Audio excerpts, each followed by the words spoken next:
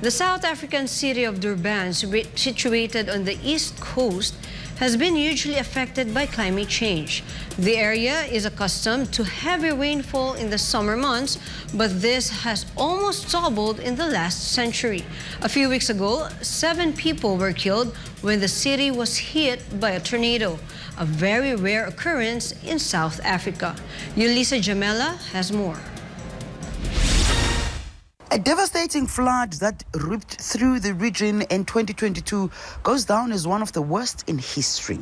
The floods claimed just over 450 lives. In the past few weeks, heavy rains brought on by the tornado left scores of people displaced and several injured. In this area, freak storms are becoming more frequent. Mama Zane Mazange is one of the residents who were adversely affected by the floods. Her house was destroyed. What seemed like heavy storms came out of nowhere. The winds uprooted my roof. They destroyed my house. Look at this. How can I recover? Where will I get another home? We were just fortunate that we were not injured, but it was bad. It was really bad. Mazange is concerned that should there be more floods, she might lose her home completely. I might just lose everything next time. You can see that it is bad. I'm hoping that I can recover and not ever be affected again.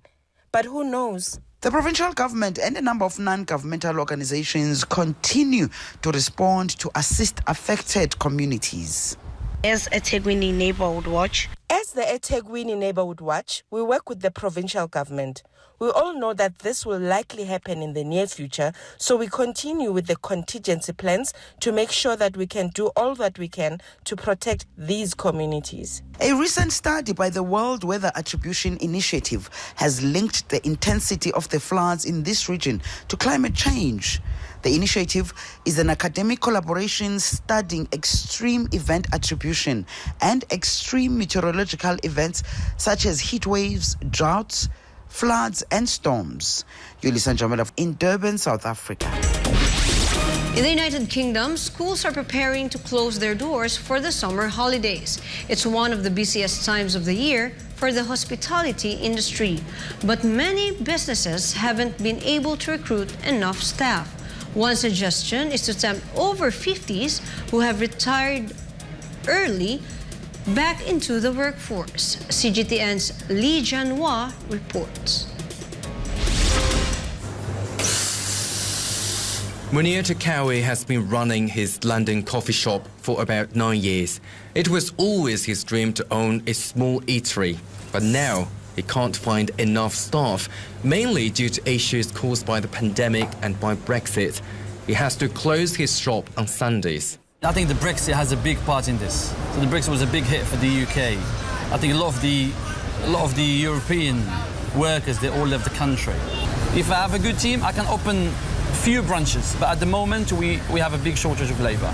Yes, I mean the government, they have to do something to help us so we can grow, we can take the business to a different level.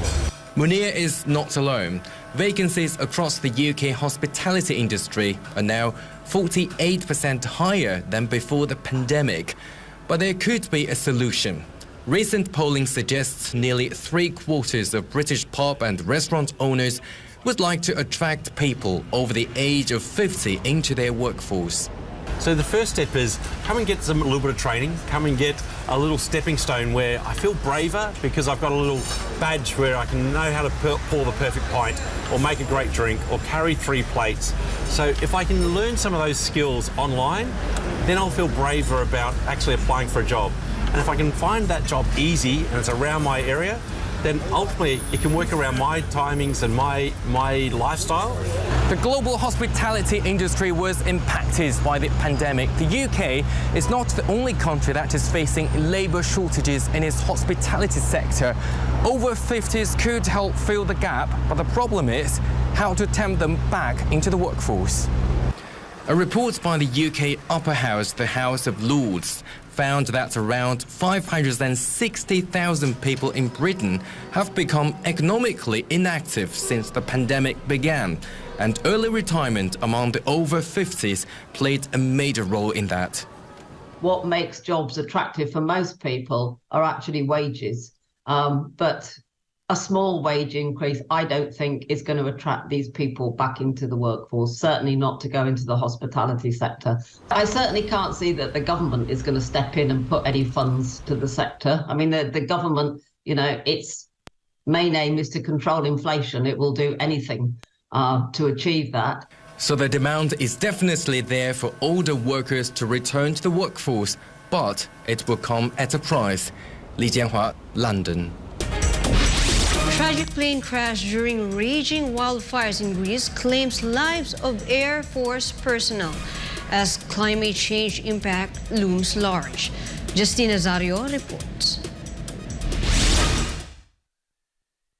In the midst of devastating wildfires sweeping through Greece, a Canadair CL-215 plane operated by the Greek Air Force crashed tragically, claiming the lives of a 34-year-old commander and his 37-year-old co-pilot. The incident occurred near the town of Choristos on the island of Evia, not far from Athens, where the wildfires have been wreaking havoc for several days. Greek TV showed the Canadair aircraft flying to low drop water on a blaze before turning sharply into a hillside and crashing, bursting into flames. Greek state broadcaster ERT said the plane crashed over Choristos town. A 3-day mourning period has been dedicated in the Greek armed forces to honor the two fallen pilots. The wildfires have caused extensive damage, destroying homes and forcing thousands of tourists to evacuate, especially on the island of Rhodes. With temperatures soaring due to extreme heat waves, firefighting efforts have been intensified. Greek Prime Minister Kyriakos Mitsotakis has warned about the impact of climate change, saying that, quote, "We are at war, the climate crisis is already here," end of quote. And it's not just Greece that is currently burning. In fact, large areas of the Mediterranean sweltered under intense summer heat waves. According to a study by the World Weather Attribution, without human-induced climate change, the events happening this month would have been extremely rare. Algeria is currently battling to control a fire that has so far claimed at least 34 lives. Italy also suffered not only fires but also severe storms. At least 7 people were killed in Italy after storms in the north and wildfires in Sicily. Wildfires also broke out in France, Tunisia, Portugal, Croatia, and Syria. Reporting, this has been Justina Zario as Gemini News.